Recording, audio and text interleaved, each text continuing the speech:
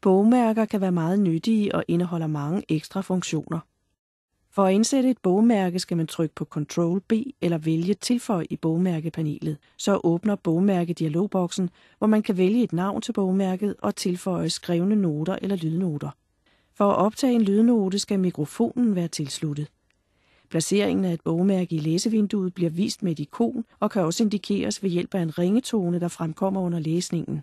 Man kan redigere eller fjerne bogmærker ved at bruge knapperne i bogmærkepanelet. Tilføjelse af et bogmærke standser læsningen af bogen. Man kan tilføje hurtige bogmærker, som ikke standser læsningen, men som så heller ikke giver mulighed for at tilføje tekst eller lydnoter. For at gøre dette kan man bruge genvejstasterne Ctrl+Shift+B.